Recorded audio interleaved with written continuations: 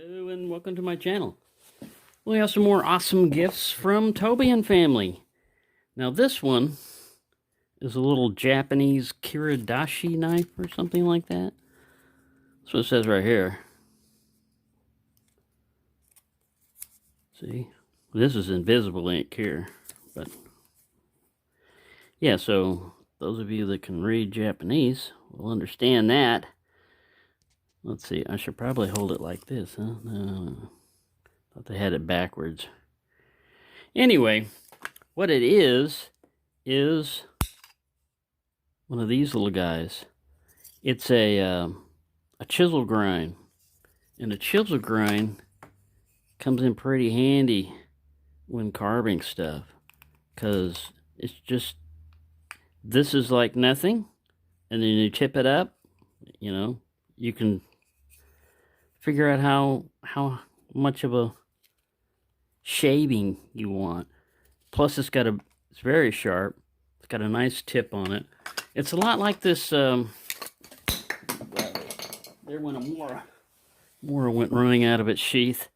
This little Mora, I use this sucker a lot in carving because you got your hand right here and you can put your thumb on the end and you can just whittle away and you've got fine control. This is similar to that, except, you know, we have a chisel grind instead of a Scandi grind, like this one does. So yeah, it's just another useful little thing, and it's pretty cool the way this, all they do is this little protector. You don't need a sheath or anything else, you just, oh, where'd it go? It went back over here by the rat monster back there. Alright, so we got that one. That's cool. It's very cool. And we got some KPL. I still have my original bottle. Let me go get it. Here's my original bottle. And after 2 years of use, it's right about there on the level. So this stuff lasts a long time. Another good thing about it is they put a little scent, just a tiny little hint of a scent in there. So yeah, this stuff will last you for a long time. It's pretty good on the pivots and stuff like that. And like I said, it'll last you a long time. So this is great. Of course, they're all great. This is a 4-inch closed wood handle stainless steel blade work knife from Pakistan. Now, this is not bad for Pakistan. I say that because Pakistan tends to do pretty crude stuff most of the time. I mean, you can kind of see that right there where, yeah, you know, they really are not concerned about it. But this is a work knife. So it's got a nice flat grind to it. It has a nice little wooden handle. It's pretty smooth back here. Of course, you're going to have a little bit of a gappage, but like I said, for Pakistan, this is pretty good from what I'm used to seeing in Pakistan. So that's a pretty decent little knife, kind of like a Opinel or a Sod Buster in appearance. Got a nice little half stop to it. Its pull is about a 5 or a 6 coming up. Then it goes to nothing. Then a nice snap. Got a fairly decent lockup on it. No blade play, no up and down.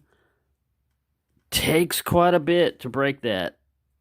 Takes quite a bit of pushing down to break that. And I was way out here on the thing to lever it. So it's got a pretty good back spring on it. Now, the last thing I'm going to have to do a separate video on because he got me this 7-inch folding pruning saw. And what I thought was odd is look how they did. They used cardboard in there. Isn't that odd? But anyways, it's supposedly cut 2 times faster. Max sharpness, 3 times they grind the sheath. I mean the teeth. Dentes.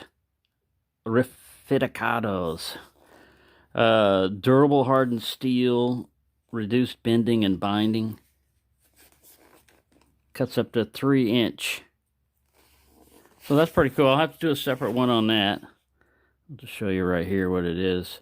It's a Corona. I have a Baco Laplander, but this thing looks like it's going to be a little bit more compact than that.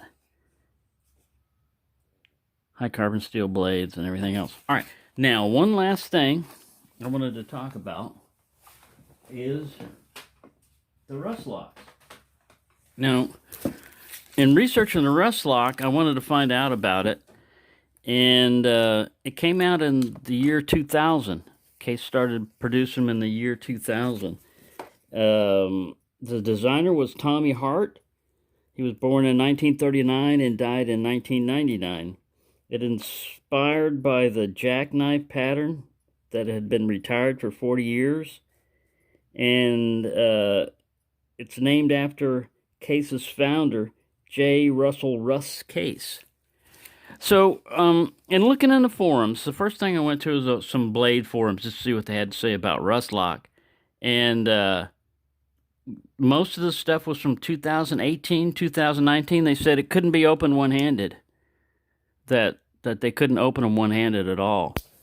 I don't know if they changed the spring tension or what. I can open and close it. Close it left-handed. I'm better pushing like this to get it past the thing, and then start it. I gotta watch out because I just sharpened this guy, and it's super sharp. But yeah, I can open both of my rust locks with one hand. And maybe Case adjusted, the tension on the springs and made it less. I don't know if anybody's got an early, like 2018 or any of the earlier rust locks. Let me know in the comments if you can't open it one-handed. Because, man, I don't see...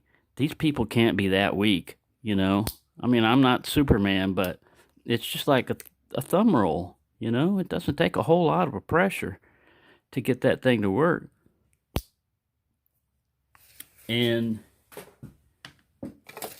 Oh, we got any more paper? Oh, yeah, here we go. We got to do another Kennedy. Look out. The Kennedy assassination is about to happen again. Got him in the eye. Oh, there went his ears. Yeah, so this thing is super sharp now. It was easy to sharpen also. Very easy to sharpen. I'm used to mostly dealing with D2 and stuff like that. But man, it didn't take long for this to straighten up. I basically reprofiled it because I wanted both edges closer. This side is, it says it's 20 degrees according to Lansky. You can still see a little bit of a black marker that I put on there. But yeah, these things are great. These things have no problem for me to open it one-handed and close it one-handed. It didn't take a lot of, like they were talking about, and somebody had been trying, and it takes a lot of practice and everything else, but eventually you can get it to where you can open it one-handed. I was like, no. I mean, I've had strong detents before, but this is nothing. I mean, that's easy to do. And the other rust lock that I got is the same way. So, there you go. That's just a little bit of a history on the rust locks. And like I said, if anybody's got any earlier one, just let me know if they are, where it's, like one guy said, the only way he could open it was to brace it on his, one-handed was to brace it on his leg and get some leverage. And I mean, like, God, man, they must have gotten carried away. Because you really don't need a strong back spring if you've got a lock. And this thing's got two locks. It's got a liner lock, and it's got this up here, which acts like a lock, like a friction lock. So, I mean, they said that Case came out with these in order to counter the modern-day liner lock flipper type thing. They wanted to have something that would open with one hand. But I think they're a great design. I like the drop point, spear point type of blade. but that other one is wicked too. It cuts just as well. So there you go. Reenactment of the Kennedy assassination. He was not. Somebody jumped up and attacked him with a rust lock. You saw it here first on this channel. All right, so there you go. I hope everyone's doing well. Like I said, I'm going to do I'll do a cutting test with this one. Compare it to the Laplander, the Baco Laplander, see which one cuts the best. But thank you for watching, and have a nice day. Well, look at that. Oh, I was going to say, somebody's fingers cut off. Cut somebody's feet. Look like mine. Thank you for watching, and have a nice day.